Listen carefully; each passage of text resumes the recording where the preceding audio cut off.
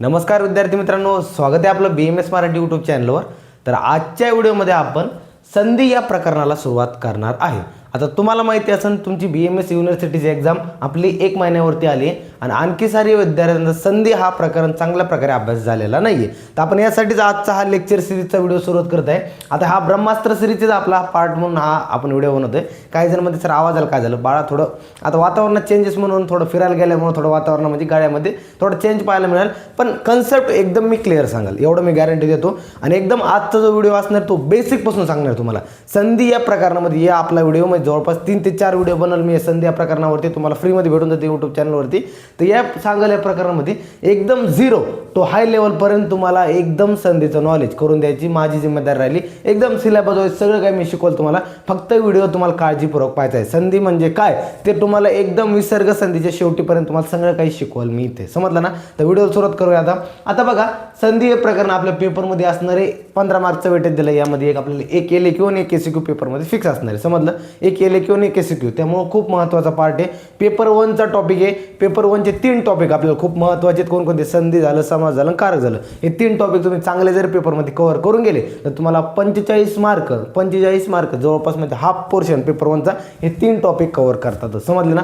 आता यामध्ये बघा तुम्हाला मी सांगतो संधी म्हणजे काय। सुरुवातीला काय होतं जेव्हा 2 वर्ण असतात, जसे की 2 वर्ण म्हणजे काय जण म्हणजे सर 2 वर्ण कोणकोणते, तर बाळा कसं स्वर असते व्यंजन असते। काही जण म्हणजे स्वर कोणते व्यंजन कोणते, आम्हाला काही माहिती नाही, तुम्ही सांगा ना स्वर कोणते व्यंजन कोणते ते मी सांगतो। बाळा आपण काय केलं, माहेश्वरी सूत्र पाठ केले हो, कोणते अ इ उ न रू लू क ए ओ च ए ओ न, ते असे आपण जे पाठ केलं ए ओ न ए ओ च आ इ उ न रू लू क ए ओ न ए ओ च, हे जे 4 जे झाले सुरुवातीचे, हे जे 4 झाले आपले ते हे आपले असते स्वर। त्याच्या खाली उरलेले जे काही असतात आपले, तर तिथून काय उरलेले आपले जे आहे तर ते आपले काय सगळे व्यंजन आहे। जे काही सुरुवातीचे आई उना रुल क ए उना ए वच, आई उना रुल क ए उना ए वच, तर हे जे काय ना हे आपले स्वर आहे। आणि उरलेले जे काय ते बाकीचे काय व्यंजन आहे। आपल्याला ज्यांनी कोणाला माहेश्वर सूत्र नसेल माहिती त्यांनी एकदा आपला व्हिडिओ जाऊन बघा, त्यामध्ये माहेश्वर सूत्र आपण शिकवलेले ते पण तुम्हाला कळून जातील। एकदम बेसिक आपल्या संस्कृतला आपल्याला काय ज्या विद्यार्थ्याला माहिती नाही त्यांनी लाज वाटून घ्यायची नाही माहित ना बाबा, नाही माहित आम्हाला नाही माहित ना, मग आम्ही लाज वाटून नाही, कारण आम्हाला फक्त शिकण्याचा प्रयत्न करा, कारण आम्हाला हा विषय काढायचा आहे। तर माहिती करावं लागणार बाळा, तर माहिती करून घ्यायची। आता सुरुवातीला माहेश्वर सूत्र कळलं,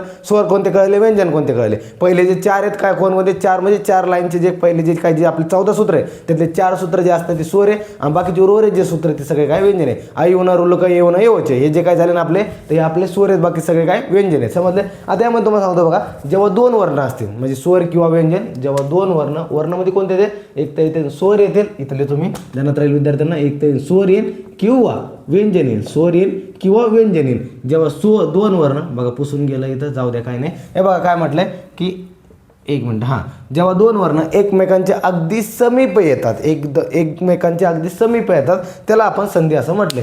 समीप म्हणजे काय ते बघा, समीप म्हणजे बाळा काय, समीप म्हणजे जवळ येणं। समीप म्हणजे काय, जवळ येणं। समीप म्हणजे काय म्हणणं, जवळ येणं। जेव्हा 2 वर्ण एकमेकांच्या समीप येतात त्याला आपण काय म्हणतो, संधी असं म्हणतो। मग काय म्हणते काय विद्यार्थी सर नाही कळलं आणखी सांगतो। तर बघ विद्यार्थी, हे बघ बाळा तुला एक मी प्रॅक्टिकल वे मध्ये सांगतो। जेव्हा तू म्हणजे तू एक झाला वर्ण, आणखी एक तुझं मित्र आहे, मैत्रीण नाही तुझा मित्र आहे, बरं मैत्रीण धरा काही नाही, आपल्या कॉलेजला मध्ये एवढं चालू होतं। आता सगळे तर बेस्ट फ्रेंड असतात ना, तर तेच मी रिलेशन तुम्हाला सांगतो इथं। जेव्हा 2 वर्ण असतात, जेव्हा 2 जण असतात, एक हा आणि एक ती, एक हा आणि एक ती, एक तू आणि ती, जेव्हा काय होतं दोघं समीप येतात। समीप म्हणजे काय होतं, दोघात चांगली मैत्री वाढायला लागते, दोघं चांगले बोलू लागतात की आपण हा अभ्यास करू, आपण ते अभ्यास करू, शेवटच्या महिन्यामध्ये युनिव्हर्सिटी काढू, तेव्हा त्यांची काय होते चांगली फ्रेंडशिप होती, आणि ती चांगली बेस्ट फ्रेंड होते, चांगली जीवलग मित्र वगैरे मैत्रीण होतात, आणि चांगले ते एकमेकांची काळजी घेणारे चांगले म्हणजे त्यांचं काय असतं बेस्ट फ्रेंड फॉर एव्हर अशा टाईपमधला बॉन्ड होतं ना, तर त्याला आपण संधी म्हणतो। काय म्हणतो संधी, जेव्हा 2 वर्ण एकमेकांच्या अगदी समीप येतात त्यावेळेला आपण काय म्हणतो, संधी असं म्हणतो। म्हणजे ते प्रॅक्टिकल वेने फक्त ध्यानात राहण्यासाठी सांगतोय, पेपरमध्ये असं येणार नाही तुम्हाला काय संधी म्हणजे काय असा प्रश्न येणार नाही, फक्त संधी म्हणजे काय यासाठी जाणून घ्यायला आपण हे सांगतोय तुम्हाला संधी काय असते। आता दुसरं एक सांगतो तुम्हाला, आणखी एक असतं तर मेन प्रॅक्टिकल वेमध्ये तुम्हाला जर वायवामध्ये जर विचारलं ही व्याख्या न सांगता दुसरी एक व्याख्या सांग संधी म्हणजे आम्हाला काय, तर मग तुम्ही काय म्हणायचं बघा, तर काय होतं जेव्हा आपल्याकडे दोन शब्द असतात, आपल्याकडे काय असतो एक सामासिक शब्द दिलेला असतो आपल्या पेपरमध्ये, सॉरी सामासिक शब्दाला कोणताही शब्द घेऊन चला, कोणताही शब्द घेऊन चला, ते जेव्हा आपण फोड करतो तेव्हा फोड करतो आपण. सामासिक शब्द काय असतो, जेव्हा म्हणजे काय होतं दोन जे शब्द असतात त्यांना मिक्स करतो आपण, दोन शब्दाला मिक्स करतो म्हणजे काय होणं, पहिल्या शब्दातला जो शेवटचा वर्ण असतो आणि दुसऱ्या शब्दातला जो सुरुवातीचा वर्ण असतो याला काय करतो मिक्स करतो. आणि मिक्स करून काय होतो की तिथं जो शब्द नवीन शब्द तयार झाला, बाय प्रोडक्ट जो तयार झाला, बाय प्रोडक्ट दोनापासून जो तिसरा बाय प्रोडक्ट तयार होतो तर त्याला आपण संधी असं म्हणतो. म्हणजे कसं म्हणतो ते बघा, पहिल्या पदाचा जो शेवटचा वर्ण असेल, एखादं पहिलं पद आहे समजा की त्याचा शेवटचं वर्ण, उदाहरण मी सांगतो तुम्हाला त्यानुसार तुम्हाला कळून जाईल, ते ध्यानात ठेवा फक्त. सुरुवातीला काय म्हणतोय की पहिल्या पदाचा जो शेवटचा वर्ण आहे त्यासोबत काय म्हटलंय, पहिल्या पदाचा शेवटचा वर्ण तसंच उत्तर पदाचा जो सुरुवातीचा वर्ण असेल यांना मिळून काय तयार होतं, यांना मिळून आपली संधी ही तयार होती. म्हणजे काय म्हटलंय, पहिल्या पदाचं एक शेवटचा वर्ण असणार आहे, एक पहिलं पद असणार, एक शब्द असणार आपलं. मी तुम्हाला सांगतो एक सध्याला काही एवढं फोकस नको करू, सध्या तुम्हाला सांगतो एक शब्द आहे आपल्याकडे A B B, A B बी. आता हा आपल्याकडे दोन सामासिक आपल्याकडे दोन पदाचा शब्द आहे, हा एक पहिला पदाचा शब्द आहे आणि हा दुसरा पद आहे. आता बघा पहिला पदाचा आणि दुसरा पदाचा शब्द आहे. आता पहिल्या पदाचा हा काय म्हणतो, म्हणजे पहिला आपल्याकडे शब्द आहे आणि त्याचा जो शेवटचा हा वर्ण आहे हा पहिला पद आहे आणि पहिल्या पदामध्ये हा शेवटचा वर्ण आहे. बघा ना ए लिहिलं आहे ना इथं ए याचा काय झाला, हा शेवटचा वर्ण झाला. आणि ह्याचा काय उत्तर पद म्हणजे दुसरा जो आपला पुढचा आहे ना, हे प्लस मारून जो पुढचा लिहिला आपण, प्लस मारून पुढचा, याचा सुरुवातीचा वर्ण घ्यायचा आपला, सुरुवातीचा वर्ण म्हणजे आपण हा बी घेतला, हा ए आणि हा बी कोणता, हा कोणता शेवटचाही घेतला आणि हा बी सुरुवातीच घेतला. काय म्हटलं बघ बाळा की पहिल्या पदाचा शेवटचं वर्ण तसंच उत्तर पदाचं सुरुवातीचं वर्ण याला मिसळून या दोघांना प्लस करून टाकायचं, यांना दोघांना मिसळून काय होतं, जो आपला नवीन आपला काय म्हणतो बाय प्रोडक्ट तयार झाला, नवीन आपला जो शब्द तयार झाला त्याला आपण काय म्हणतो, संधी असं म्हणतो. म्हणजे पहिल्या पदाचा शेवटचं वर्ण उत्तर पदाचे सुरुवातीचं वर्ण यांना मिसळून जे तयार होते त्याला संधी असं म्हणतो. समजलं ना, एकदम सोपं, यामध्ये काही नाही, व्याख्या कळली. आता यानुसार तुम्हाला एक उदाहरण सांगतो मी, आता काय संधीचं एक उदाहरण सांगतो. आता बघा त्यासाठी ते एक्झाम्पल लिहिलं मी मधवरी. आता मधवरी हे तुम्हाला खूप वेळेस ऐकलेलं आहे, पेपरमध्ये ह्या वेळेस विचारलं जाऊ शकतो, याच्या अगोदर खूप वेळेस पडलेलं आहे आणि एकदम सोपं, यामध्ये असं अवघड काही नाही आहे. आता हे तुम्हाला कशी संधी करायची हे पुढे शिकणार आहे आपण, पण नेमकं संधीमध्ये हे तुम्हाला एक्झाम्पल मी सुरुवातीला समजून सांगतो. आता बघा एक्झाम्पल काय दिलं आहे, आता मधवरी. आता सुरुवातीला तुम्हाला पेपरमध्ये असेच सामासिक शब्द येणार आहे, याची सुरुवातीला आपल्याला फोड करायला लागते. आता मधवरी हा शब्द कसा बनला आहे, मधु प्लस आरी या दोन शब्दांनी हा दोन पदाने हा शब्द बनला आहे, आता यामध्ये बघा मधु प्लस आरी. आता आपलं काय होतं इथं बघा, पहिल्या पदाचा शेवटचं वर्ण घ्यायचं आपल्याला, पहिल्या पदाचा शेवटचं वर्ण. आता काय झालं सर, धू हे पहिल्या पदाचा शेवटचं वर्ण. हो बाळा बरोबर धूच आहे, पण धू मधला पण काय आहे बघा, धू आहे तर ध काय हलंत केला, त्यामध्ये काय निघला ऊ निघला, काय बघा ध केला हलंत केला, हा ध केला हलंत, त्यामधलं आपल्याला काय भेटलं ऊ.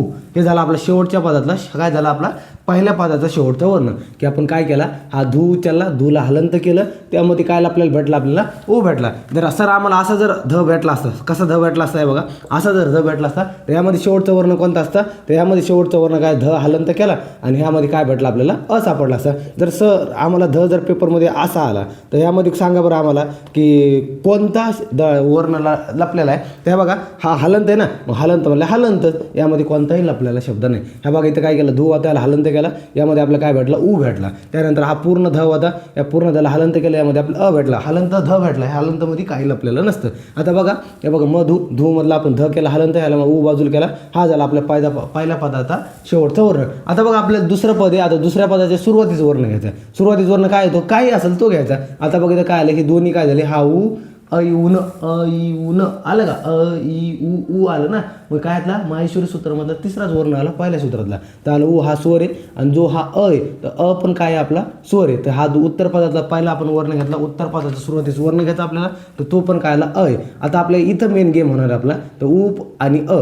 आता एक तुम्हाला पुढं संधी काढणार, नाव काही सांगत नाही मी, पुढं संधी सांगाल ती कोणतीही काय नाही. तर हे बघा स्वर संधीचे एक प्रकार आहे. हा काय झाला, हा ऊ प्लस अ, तर ह्यांचं काय होतं पुढं जाऊन काय होतं व तयार होतो. ह्यांचं काय होतं संधीच्या सूत्राने, एक सूत्र असतं त्याचं, सूत्रानुसार स्पेसिफिक चेंजेस वगैरे होत राहतात. जसे सूत्रानुसार काय गेम वगैरे होत राहत ना, म्हणजे कसे म्हणता येईल की तुम्हाला एक फॉर्म्युला असतो, जसं की आपण काय म्हणता येईल तुम्हाला सांगतो, जे की आपण मॅथमॅटिक्समध्ये विविध अशी सूत्र असतात, म्हणजे फॉर्म्युला असतात, आणि त्या फॉर्म्युलानुसार वेगवेगळे आपण काय करतो त्याच्या प्रोसेस असतात, वेगवेगळे त्यामध्ये बदल होत चालतात. तर तेच नुसार इथं आहे, ते एक सूत्र असतं संधीचे, त्या सूत्रानुसार काय होतं अ म्हणजे ऊच्या पुढे जर स्वर आला, म्हणजे स्वर म्हणजे काय पण होत्या, त्याचं काय होतं ऊचा व होतो, आणि त्यामुळे काय होतो हा जो आपला ध आहे इकडे लिहितो मी, ह्या बघा आपलं काय होतं मध ध प्लस हा व आणि प्लस हे काय आरी, हे जसे असतं आरी नाही सॉरी, तर आरीने हा री बाजूला ठेवायचा आपल्याला, तर हा असा प्रकार राहतो.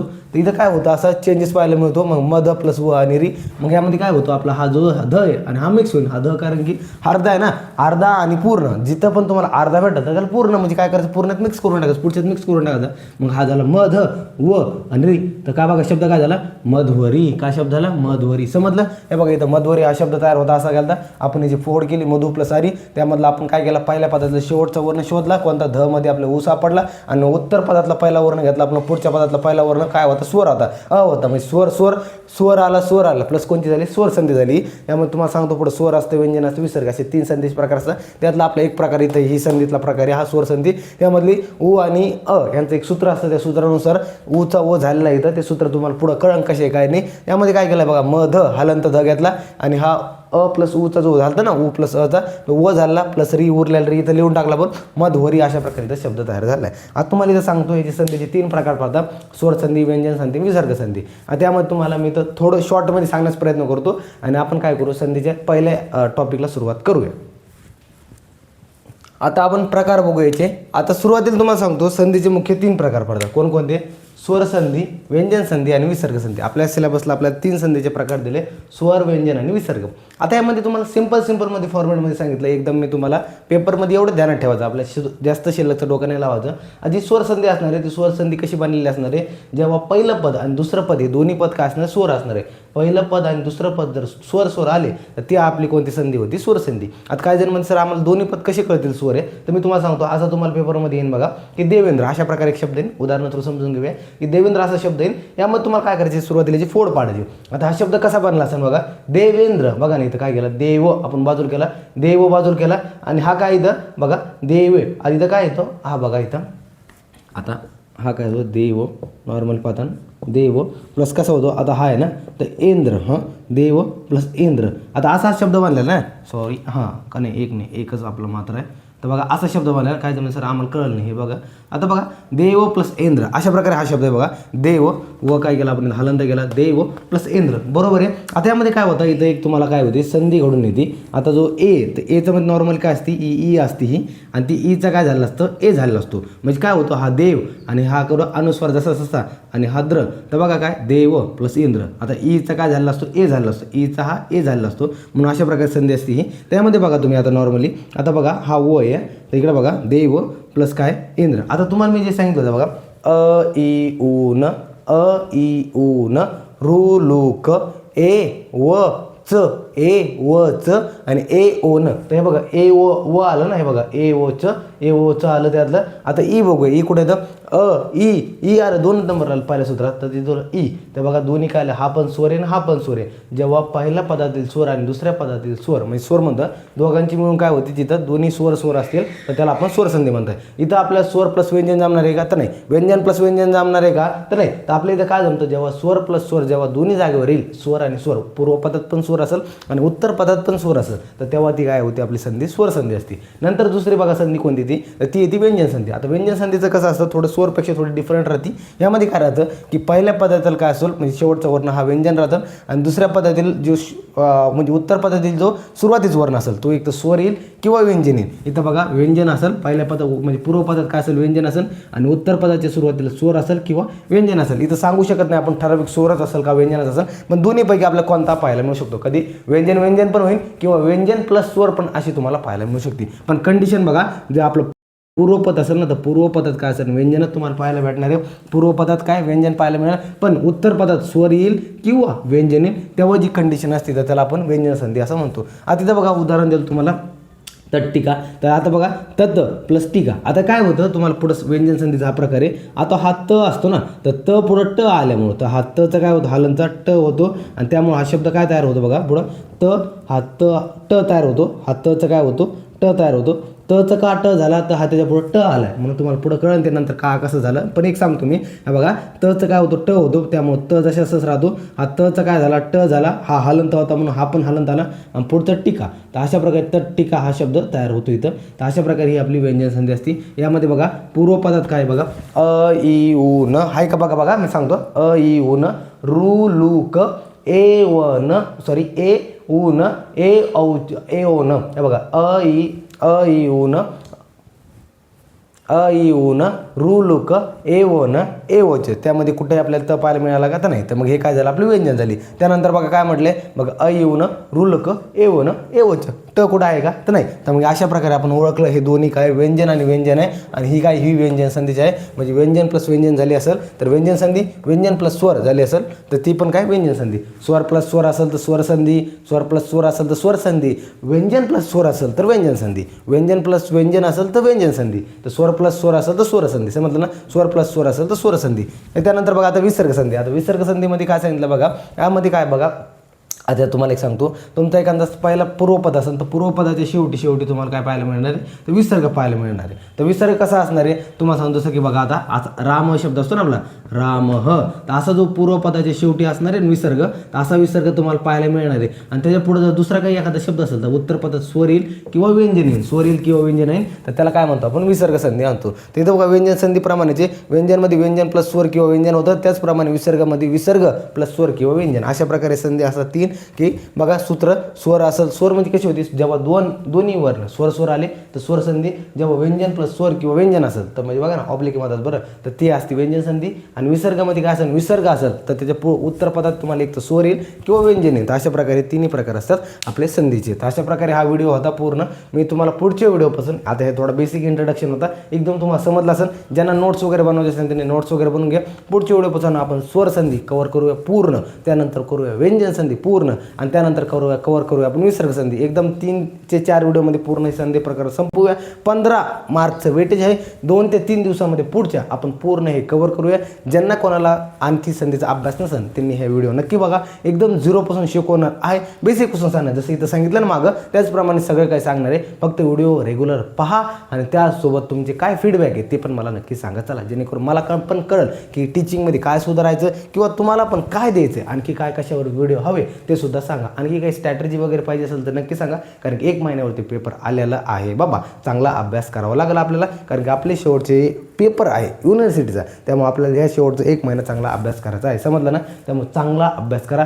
Wish you very all the best. चांगली मेहनत घ्या. शेवटचे थोडेच दिवस राहिले, एवढेच फक्त दिवस मेहनत करायची, नंतर आपल्याला 1.5 वर्ष पूर्ण रिलॅक्समध्ये काढायचं. समजलं ना, फक्त एवढंच आपले दिवस आरामशीर काय करा, आरामशीर नाही म्हणा, थोडी जास्त मेहनत घ्यायची. झोप कमी घ्या, झोप म्हणजे जेवढं तुम्ही जास्त घेत होते 6 ते 8 तास झोप घ्या चांगली नॉर्मली. त्यानंतर चांगलं जेवण करा, स्वतः तब्येतीची काळजी घ्या. काही पण जास्त टाईमपास वगैरे करू नका. स्वतःचा अभ्यास करा, वारंवार जास्त रिवाईज करा. जो पोर्शन राहिला आहे त्याला अगोदर प्रेफरन्स द्या, नंतर रिव्हिजनला बघायला सुरुवात करा. कारण की जास्तीत जास्त सिलेबस कव्हर करण्याचा प्रयत्न करा, कारण की आपला जेवढा लवकर सिलेबस होईल त्यानुसार आपल्याला रिव्हिजन पण लवकर करता येईल. समजलं ना, तर भेटूया पुढच्या व्हिडिओमध्ये. तोपर्यंत धन्यवाद.